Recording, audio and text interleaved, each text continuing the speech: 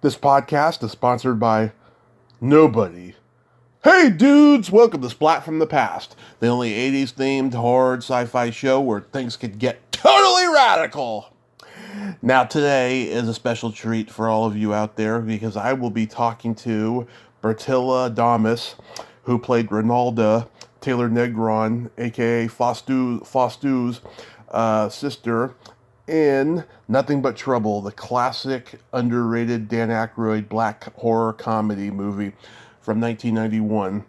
And I can't wait. She studied with all the greats in New York, at the actor studio and what have you.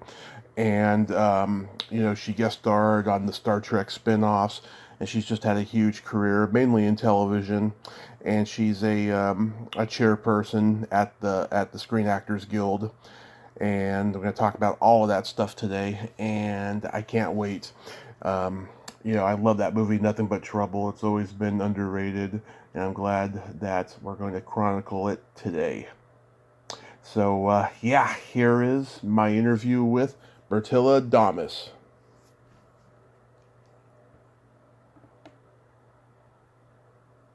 This is such a great honor. Thank you for taking the time today. Oh, don't be silly.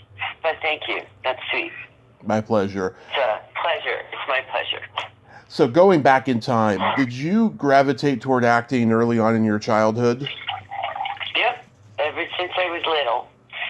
I've been, I wrote my first play in the 6th grade, and I got to star in it. It was about baseball. I was in the chorus. Before that, I really needed to be a ballerina. And I've wanted to do this forever. And I did my first commercial at 19 for Ultra Bright toothpaste. And, I've been doing this forever. I won a lot of awards in junior high. And it's really funny. I don't know what came over me. I guess I got nostalgic, and I guess maybe this is getting older. I don't know. But I won a bunch of awards on the speech and debate team. In junior high. We were the breakthrough junior high that actually created the Junior High Forensics League. And in the debate thing, there was a category called dramatic interpretation, and then you used to get up and do this little monologue with 2 or 3 characters, and then people would judge you and you would win. And I won a bunch of stuff across the country. I won 3rd place national, which was a big deal because we were competing with high school. And there was this guy, Jerry Orbach, who used to do the zoo story. I never forget him because he beat me almost every single time. Yeah. And, I was like 13 and 14, and he was 17 and 18. So I went back to the junior high this summer to see if they had my awards there because I wanted to see the trophies.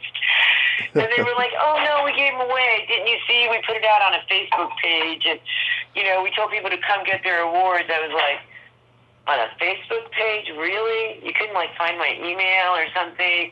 Yeah. Anyway, that was stupid, but yes, long answer for yes. Now, let me heat up my coffee here. Yeah. So, I'm going on a 3rd cup here. I've loved it all my life. I did shows for my brother and sister, and I used to do Julia Child's imitations, and, Steve Martin and Dan Aykroyd. I used to do I'm a Wild and Crazy Guy, and I used to do the walk for them. They loved it. Good times. Did you make an attempt to be a ballerina? Did you take dance lessons?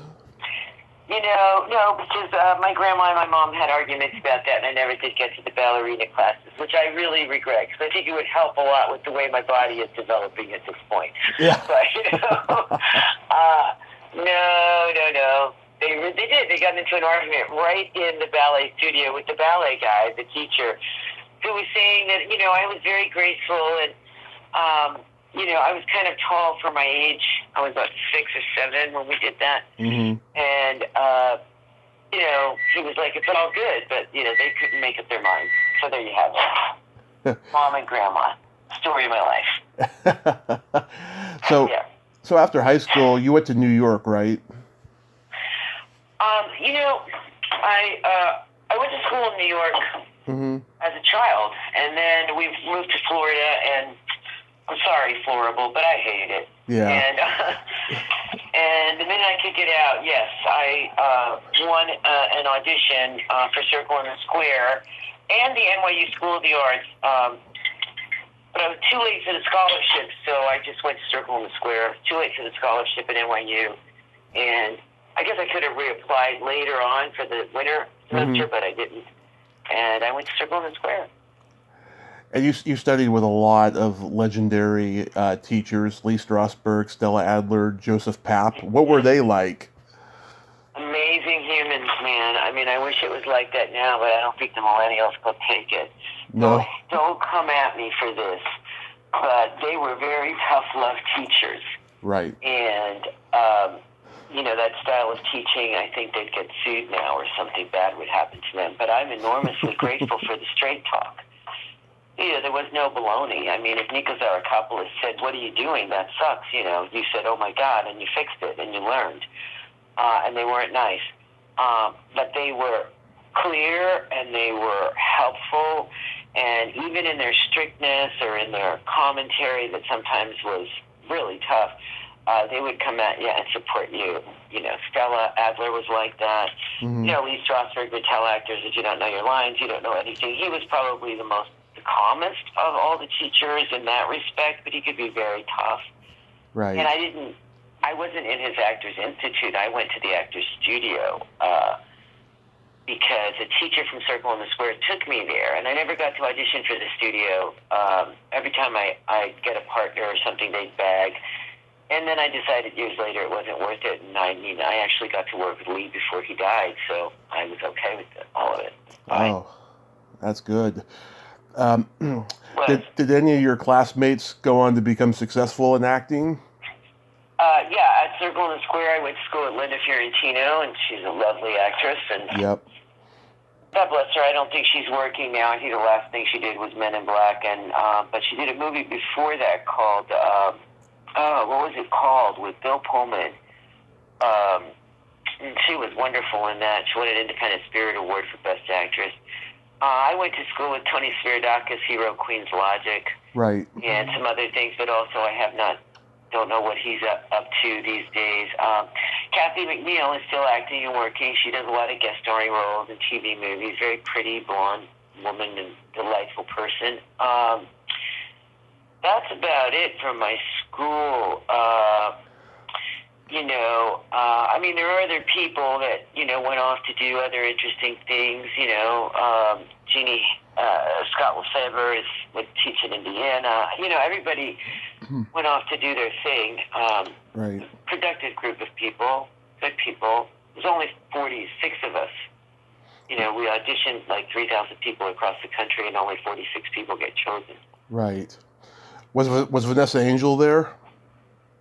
No. Okay, that must have been later. Anyway. Yeah. I was only one of 3 people of color. Oh, Richard Brooks. I went to school with Richard Brooks, who was doing that show with Gabrielle Union, Being Mary Jane, recently, and was also in SVU. Oh. I was a buddy of mine. We both lived off on Staten Island, and I had a car, and inevitably we'd get lost every night. Yeah, take you home, Richard, no problem. And, I didn't know anything about Staten Island. It was really funny, but we had a good time, and those are good memories. I love Richard Brooks. And I also went to school in Florida with Stephen Bauer. Oh. I think he was on Ray Donovan most recently, and I think he's doing. Starface. I saw him on an airplane coming back from Miami. I did this short film with my friend Danny Pino, and Jesus, I'm just name dropping here like a moron. But anyway, these are my friends, and they're So I saw Stephen, who we used to call Rocky in school, Rocky Echeverria, and gave him and his fiance a ride to their car, and it was really great to see him. I went to junior high and high school with him, and it was a prolific time. Yeah. And I remember I just saw Emilio because I did the Latitude event, which is a big Hispanic gathering of business minds, entertainment, the whole deal. It was really wonderful, and they asked me to speak on a panel and do a roundtable, and Emilio Estefan, Gloria Estefan's husband, was there. And that was the first time I ever met him, and it was really cool because I was actually around when Gloria was playing Sweet 15 parties and weddings. And Gloria and the Sound Machine, They were just called the Sound Machine back then.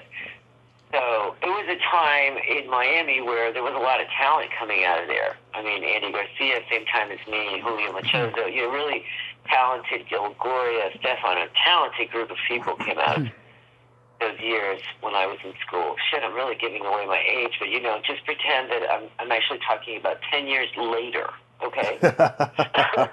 Oh dear, I just cursed too. Sorry about that. Oh no, swear all you want. I'm not easily offended at all. Yeah, I'm actually known for it. I can't help it. I swear a lot. Yeah. Now, with all the theater you did on stage, is there anything that stands out to you the most? On theater? Yeah.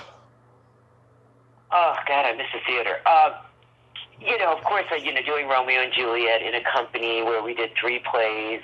It was an amazing thing that Joseph Papp, God bless him, put together, and Estelle Parsons was our director, and I got to play Juliet. Mm-hmm. The girl that was scheduled to play Juliet dropped out of the company, so I never get the credit for being the originator of that part at that time. And they always say I was the substitute, but I actually opened it.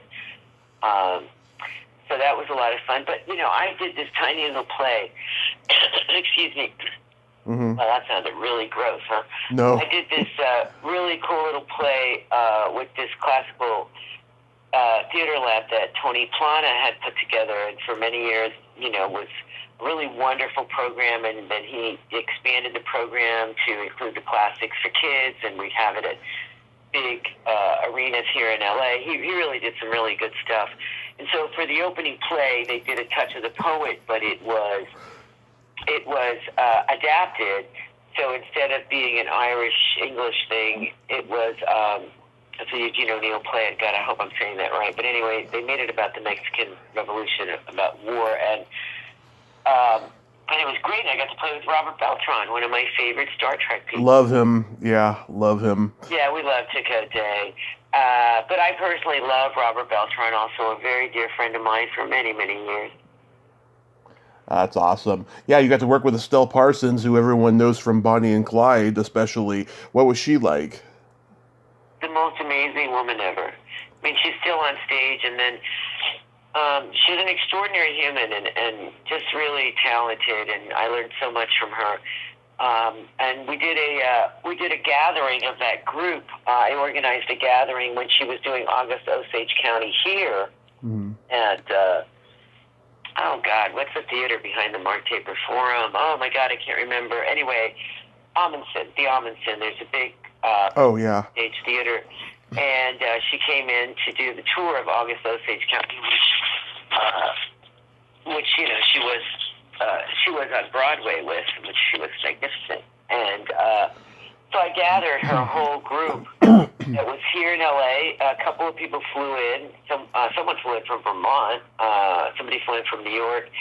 So all of her alumni that she had cast in these plays for Joe Papp at the Belasco on Broadway many years ago. And we had a lovely, lovely time. We put together a big photo of all these things memorabilia that I had, all programs signed by all of us, and she loved it. I haven't seen her since. I love Estelle Parsons. I love her dearly. Nice. So how does Nothing But Trouble come into your life? Well, that was the beginning of things. Although it took a long time to get to LA for me compared to some of my schoolmates because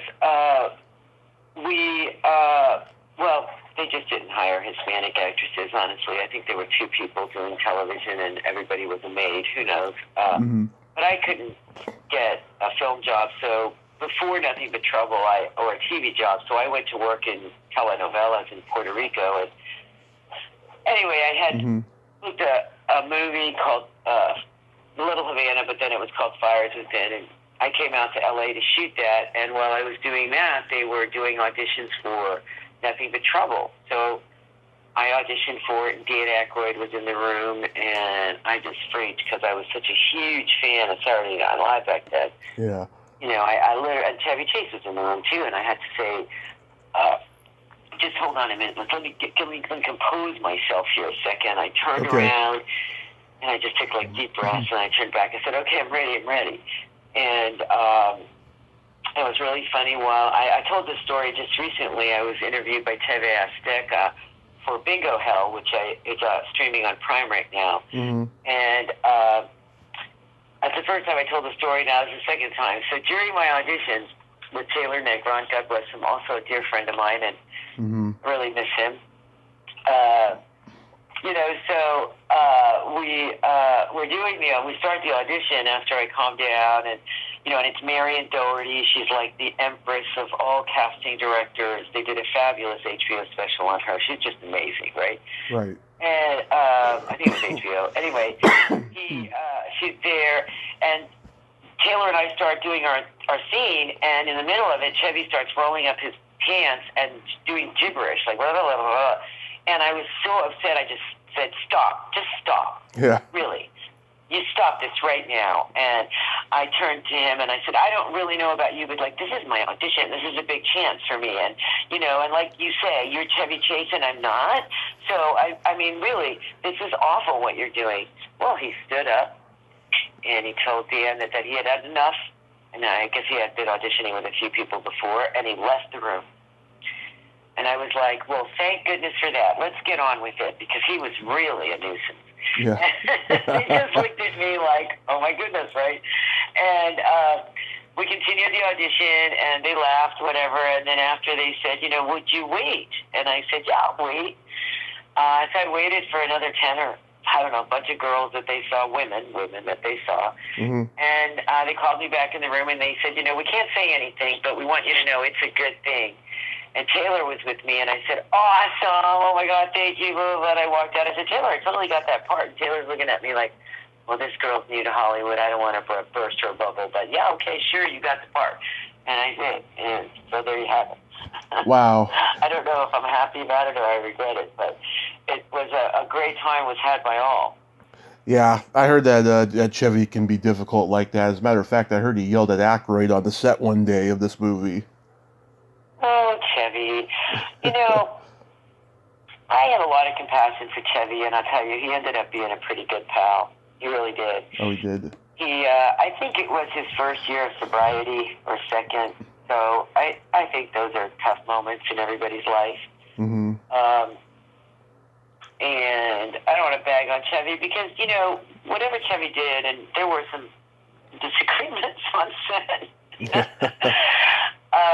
he'd actually call and apologize and do his best, really. And then he was very kind to me. He offered me his amazing makeup artist, who always made sure I was well lit. Although I have to say, we worked with one of the best cinematographers in the business. I mean, Dean Cundy is a genius cinematographer, and made me look so beautiful. I think the cinematography and Nothing But Trouble is quite lovely. People have their thing with Chevy. I can't. Chevy and I had a lot of great, very politically incorrect joking around going on that today would be frowned upon, but love it. It was actually a lot of fun, and he turned out to be a friend. Love it. Oh, that's awesome. Yes. Yeah, Aykroyd. Yeah, we laughed a lot in the makeup room. Yeah, Aykroyd was carrying a lot of weight because not only was he directing, he was playing two characters that required hours of makeup. Was he like super focused and serious on the movie? Dan? That's a weird question, but a good question, I guess. I don't know. I think Dan it was really a love project. I think that's how I saw it. And, and Peter Aykroyd was in it, and, he did one of the soundtrack songs that I'm on. Right. I was so new to Hollywood. I thought that this was a love project and that Dan really wanted to tell his story, and he was so excited, and yeah. He's just God, he's such a great guy, like for real. And his wife, really decent, loving people. Yeah, because it really happened to him too. I heard him tell the story once. Yeah? Yeah, he was... Yeah, it did. Yeah, he was driving through town, and he had to appear for the judge, and it was a scary situation like that. Exactly. That is right. And, hey, we had a lot of fun. I'm sorry it was not a huge hit. It is, however, to this day still a cult thing, because I just did an interview for the guy that's putting out the Blu-ray version with interviews, and Dan did one too, I think. So I don't know. It's got this cult following, which is very interesting. Yeah, wasn't the movie supposed to be much more graphic and dark, and a lot of stuff was cut? I don't know that. I know that, like, in retrospect, I didn't really realize I was doing what is really a horror movie. Yeah. But I don't know. I mean, maybe they cut some bloody stuff out of the bone stripper scenes, because those are pretty bad. Yeah. But, you know, I don't know. I don't know what they did, you know. I mean, certainly the baby scenes were the babies, you know, the big babies. Yeah, Bobo and Little Devil. Yeah, Bobo and Little Devil. I personally loved them, and I got to be on the set that day. I came out to the set, and it was just an extraordinary thing to look at. The makeup and the costuming was beautiful. And actually, a lot of the production values were amazing. Amazing.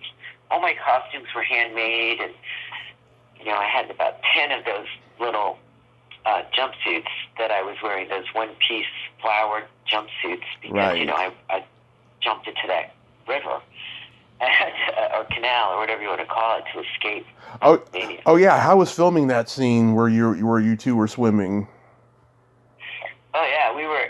Well, you know, it was shot. I think we shot that 3 or 4 separate times. So each time I had to come out of the water and get all dressed up again. Do my hair, blow everything. Yeah. Pretty funny. I've talked to a lot of female comics who just loved Taylor, and just they miss him every day. You know, what a great guy he was. Such a unique individual. Taylor had a wonderful perspective on life, and, you know, and he just really was somebody that was very, very special. I actually couldn't even believe it when he told me he had cancer. We were in New York, and I hadn't seen him for a little while. It was Easter time, so we spent like the whole week together, and then we went to church on Easter Sunday, which was hilarious, and then we all went for Chinese food. And then later, actually it wasn't that week, but then I came back to New York and saw Taylor again, and that's when he told me he was staying in this really cool apartment up, you know, on the east side, New York, Upper East Side, and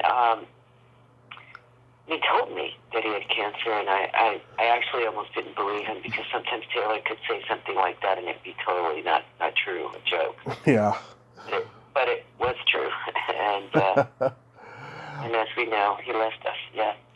What about working with John Candy? I mean, I've always heard that he was a great guy. Another wonderful soul, and you know, I mean, I don't know, I'm going to sound like, you know, so Pollyanna about everything, but it just really was a wonderful experience, and John Candy was a trip. Holy Moses. You know, so John Candy had a big trailer, and in his trailer, he had a ham, a turkey, and a big old slab of roast beef, and everything he needed to make sandwiches, and he loved rum and Coke, which I like too. Yeah. So, you know, I like rum and Diet Coke, and so he had everything, and he liked to smoke cigarettes, and so did I, and he had just gotten these smokeless ashtrays. I'm really aging myself, because this is like so long ago, like 1990, right? Or 89, 90, and he's like, look at this, Bertie, look at this, you know, and I was like, wow, that's amazing. Let me put my cigarette in there. Wow, that's amazing. This is all really fairly sober. So we just had a lot of fun at 6 o'clock. You know, we'd run over to his trailer for snacks and sandwiches and drinks and talk and chat. It was just a really lovely person. You know? And so it was to me. God, I mean, I was just really so lucky. Was Bruce Willis on set?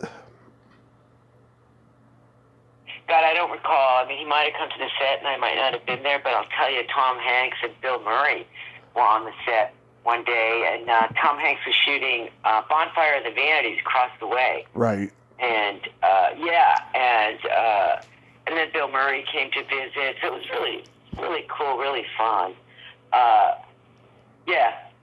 Ah, that's amazing. Valerie Bromfield, I'm friends with her sister Lois, and Lois has absolutely no filter. She's so hilarious as a comedian. What was Valerie like? Oh, she was great. I mean, like Valerie was like, so one night, one evening or one afternoon, Chris Columbus comes to the set, Hmm. and she's like, I gotta meet him, go in there, go talk to him, and then we all go into John Candy's trailer, and she's like, Priscilla, you gotta talk to him, Bertie, go talk to him. You could get in the movies. I mean, she was just really fun, and Chris Columbus could have cared less, I think, but I did meet him. Yeah. And actually, Demi got me. I think he directed Hudson Hawk. And she got me an audition with him, which was really interesting because he had said he was out of town. And I told Demi, well, he can't meet me. And he was Chris Columbus. Yeah. And she calls him and she goes, what do you mean you can't meet her? So he does meet me. But then he hired Andy McDowell. God knows why. Really. What could have had me, I don't know. Were you on set when they shot with Digital Underground? Absolutely. Yes, I was. That was a very fun night. So we had this set way out in Valencia, kind of near Magic Mountain, which is, gosh, I think it's like 20 miles outside of actually LA proper. It's just pretty secluded, and it was a very large set. That whole drive, they really created, I think it was a 3-mile set. Mm-hmm. And the facade for Vulcania, for the castle, or the house, the haunted house, the water, the canal, river thing. Right. So we had all these little, all our trailers were all in this like round circle. Just a wonderful thing about doing motion pictures is that you really get to be like a gypsy tribe and hang out with each other. And I came back from shooting something and did a Digital Underground, and Tupac, a young Tupac, and were outside their trailers in their costumes and smoking weed. It was so cute. And they're like, hey, and we had these little golf carts. I had pineapples on mine, and, I stroll up there in my little golf cart. They all come over to say hi, and I was just so like, wow, this is so cool. And I'm like, no, I think I'll pass on that. Yeah, I have some lines I can't remember. If I smoke any of that, I won't remember what I'm doing. And I shouldn't probably say that, but oh well. Oh my God, sorry, Warner Brothers. And yeah, that was happening. So it was a lot of fun. Yes, I did meet them. Yes, I did meet Tupac. Yes, I did meet Digital Underground. Yeah, did you ever see the music video they did where they go to the drive-in and Aykroyd's dressed like a Scottish, kiltman, and he's got that bagpipe? Hilarious, right? It's a hilarious They're good video. days. The beginnings of so many wonderful things. You guest starred a couple times on the Star Trek spin-offs. How are those experiences? 3 times. Right. Well, God, I'm really a Pollyanna because I just have no complaints. Star Trek was awesome, especially the first Star Trek franchise I did was Deep Space Nine, and I got to play a Vulcan, and that was awesome. And I worked with Armin Shimmerman, who was Quark, and Yeah. it was so much fun because Armin knows Shakespeare, I know Shakespeare, so we were like reciting Shakespeare every time cut, and we'd say some line from some play. I think we drove David Livingston a little nuts. He actually told us to stop at some point. Like, really stop. But that was fun. And then, so these iconic characters, right? Because I get to play a Vulcan. I think I was the only 3rd lead Vulcan actor ever, right, at that point. Mm-hmm. And then I come back for Voyager, and I'm playing a Borg, which was extraordinary. And I would tell you that eyepiece has no hole in it, so you can't see anything. Yeah. You can't see anything through the eyepiece. And we were just like holding hands, me and Jerry Ryan, walking around. And of course, she had this amazing slick suit that they built for her that was maybe like 1/4 of an inch thick. And I got some recycled guy's suit. I looked like Helga from Kosovo. No offense to Kosovo or Helga. But, it makes a Jerry Ryan. She was like, she like Venus coming out of the ocean in Borg costume. I mean, like, okay. But what a great girl. And Yeah, it was a lot of fun. Star Treks were awesome, and I have my ears. I still have my ears that the Westmore's made for me. I still have those. Do you get invited to the Star Trek conventions? Only once. I only went to one in Vegas 3 or 4 years ago. 3 years ago, maybe. Yeah. And it was a blast. I had a blast. Signed a lot of autographs, and they paid you. It's great. I made money. It was awesome.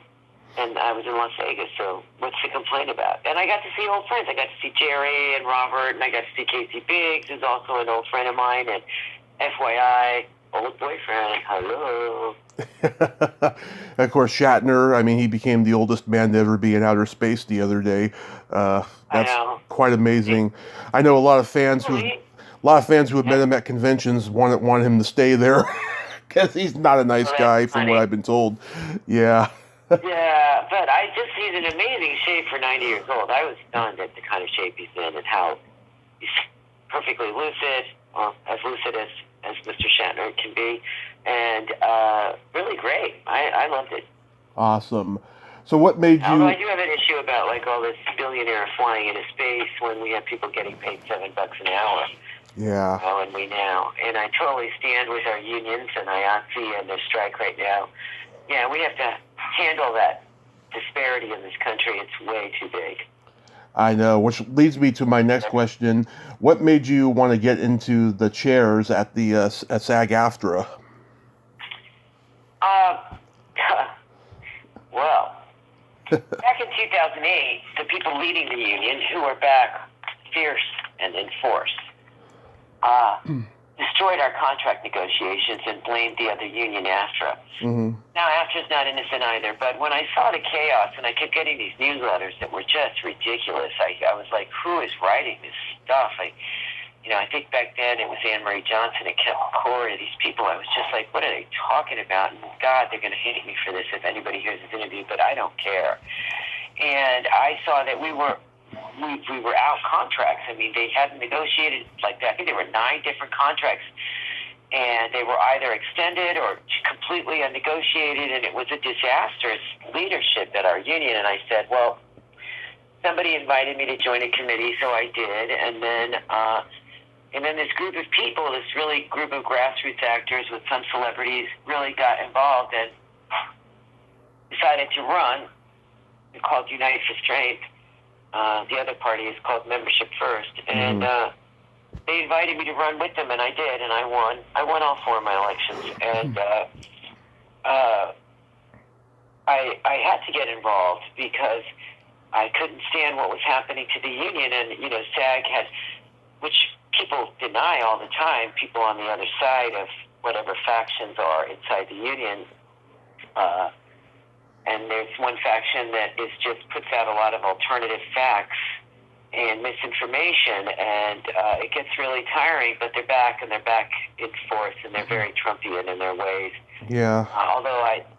Very, and it's kind of sad, but, at that point, when I came into the union, I saw the financials at that point back in 2009, SAG, the Screen Actors Guild, was down $100 million. So I was very happy to join forces with the people who wanted to merge the unions, SAG and AFTRA, so they couldn't, the producers couldn't split us up anymore. And then I was made chair of the EEOC, and we were a very prolific committee. We had amazing members from across the country, and we managed to bring diversity to the foreground in the national boardroom. Mm-hmm. And in the local boardroom in LA, and it became a conversation that really made a difference. And I was an advocate for the organizing of Telemundo, which was accomplished under the flag of Unite for Strength. There was a lot that this group of people have done that's been very good in the last 10 years in the union, and now we still hold the national boardroom, but the LA local, I don't understand LA. I really don't. I'm like, I don't understand how they can fall for conspiracy theories and lies the way they did, but they did.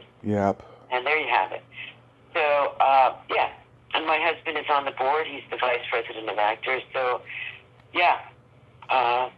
it's a worthy thing, and I'm very happy that I got to serve the membership, and I think we did a lot of good, and I'm proud of it. Yeah. What do you think about what's been going on with the pensions? Well, the pensions, nothing funding, you mean the health care fund? Yes. Well, look, I think it's not great, right? I mean, it isn't great. But I think there were some misconceptions that were put out there politically. First of all, people on the board have nothing to do with what happened with the health care plan. Mm-hmm. The negotiating committee in 2020 put the most amount of money, $92 million, towards the health care plan. Now, there were some people involved in negotiations that were trustees, but trustees are legally bound. And also, the AMPTP is also a trustee of our health fund. So you're negotiating with them again on another level to get the health care. So, no, it wasn't great. But what happened is it basically was actually the entire health care plan was saved, but the cuts were really rough. I mean, particularly cutting Plan 2 was hard because I don't think any other group in the nation gets health care for I think the last time was $17,000 a year, and you could get Plan 2. And let me tell you, our health care is extraordinary. Mm-hmm. And then Plan 1, you had to earn $36,000. So these are amazing plans for very low earnings. And I think people forget that they are employer-based plans. So if you want something different, vote for the public option or Medicare for all, right? Right. So, yeah, the cuts to the senior plan have been happening not only at our union but across unions all over the country. And look, yes, I think that employers are underfunding and that they could put up a lot more money. But I don't blame the trustees. I think the trustees did what they could to actually save the plan in the face of higher health care costs, that have been soaring, higher prescription care costs. I mean, it's extraordinary what we have to pay for prescriptions across the country. So our health care plan was affected not only by what I do believe is underfunding, but it wasn't just like in 2020. It's underfunding that goes back 20 years. Some of the people complaining and moaning now about it are actually responsible.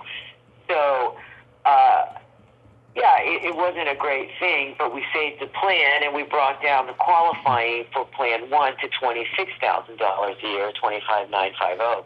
So it's actually making it better for more people to qualify at Plan 1. And it's the employment, every time you get a check, the employers, also another thing that was raised in the 2020 negotiations, they're putting 20% of your salary toward the health and pension fund, right? Mm-hmm. So it's helping to maintain the health plan all around. So I think that, when things begin to level themselves out, and perhaps if Biden's infrastructure bills pass, especially the social infrastructure bill, which I think is infrastructure because human infrastructure is as important as building bridges. So if that could pass and we can get expanded Medicaid and Medicare and all kinds of things and health care benefits, and Medicare will be able to negotiate prescription prices, I think all health plans across the country will benefit, right? Right. So, and I do want to say that what the trustees were able to do was put in a better Medicare Advantage plan, and the seniors weren't left out in the cold. They had 11, 12 different plans to pick from. It just wasn't the SAG-AFTRA health plan. SAG-AFTRA health plan was basically subsidized at $30,000 a person every year. So there's just so much information. I don't want to bore you anymore, but it wasn't a plan. Like, for instance, I'm on Plan 1, but I was being subsidized at $30,000 or more a year to maintain the kind of health plan that we actually have, which is extraordinary, right? It's a really great health plan. So there's a lot of factors that go into this, but they were able to create a Medicare Advantage plan after we had the fallout with the senior health care, and also they could bring in free COBRA because of some of the bills that were passed in Congress that were lobbied for by our leadership, by Gabrielle Carteris and David White and the people in leadership. So that actually was very helpful in the last year for some of our members. Yeah. Oh, that's good. Yeah, but the opposition ran on live. And, for instance, one thing that they ran on about residuals counting toward senior health care coverage. Well, residuals never counted towards senior health care coverage, not at Screen Actors Guild and not at SAG-AFTRA, until 2017. And that was put in under the leadership, the opposing leadership, Unite for Strength, and I really don't think they like the idea of having lost that great thing, right? Right. But people were misled to think that that's how it always was, and it was never like that. So there were many things and many issues that came up in the last election that are sad to see what's happening. The division is big in the union right now, and anybody that's telling you otherwise isn't telling the truth. Do you have any upcoming projects? Yeah, I do, actually. Well, right now, so, I don't know, I did a real horror movie with my dear friend Gigi Guerrero from Blumhouse, and that's streaming on Amazon Prime right now, and it's called Bingo Hell. And I have a crazy little Lifetime movie coming out in November called Here Kills the Bride. And, and I'm also on a really great podcast called The Burned Photo. And I want the Q Code people to know to please give me a code so I can get into that third episode, which is under subscription. I'm telling you guys, this podcast is cool. It's called The Burned Photo. It's Q Code. You can get it wherever you get your podcast. Burned Photo. Awesome. And I'm into 2 episodes, and I'm writing them like, please, give me a break here. I don't want to pay this $2.99 a month, but I suggest that you pay the $2.99. And I'm about to break down and do it because it's really good. And I think I'm in 1 episode or 2. Oh, and I have a short film coming that my dear friend Danny Pino, who's in Dear Evan Hansen right now, and a lot of you may know him from SUV or SVU Law and Order, which I think he's coming back to, and The Mayans. We did a short, I think it's a 25-minute short that he's working on right now that I think is going to be really beautiful for our community. Danny and I were both born in Cuba. Actually, I don't know if Danny was, but I was. Mm-hmm. So we have this Cuban culture, and he's trying to show with the movie that, we've got to stop fighting our own people in Cuba, that we can be, that we can have brotherhood and sisterhood, and bring ourselves together as a culture. But I'd like to acknowledge that I'm also Puerto Rican because my mommy really counts. And peace, Mom. Love you. And so, I do. I have several things. And in fact, tonight I'm doing an Amazon Live, Blumhouse Live little thing that they do. I really don't know, just Blumhouse Live, and I'll be doing that again tonight.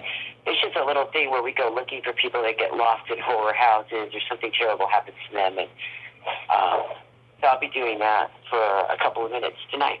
Yeah. That is wonderful. I'm going to check out that podcast. And it's really good, and it's a horror kind of thing. It's really good. It's perfect for Halloween, and I'm just like, Q Code, please, send me some break. Give me a break, please, Q Code. I did this cheap for you guys. I need a code to get in. But, yeah, that's about it.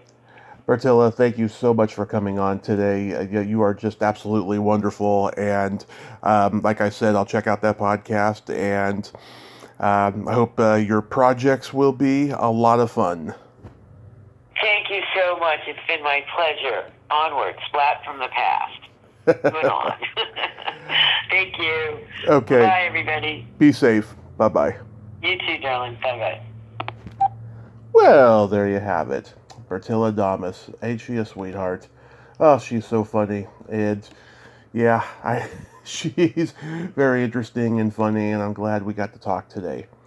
Well, until next time, this is Tommy Throwback Kovac saying, there's no shame in living in the past, because the present sucks. Later, dudes. A Buddha, Buddha, Buddha. A Buddha, Buddha, Buddha.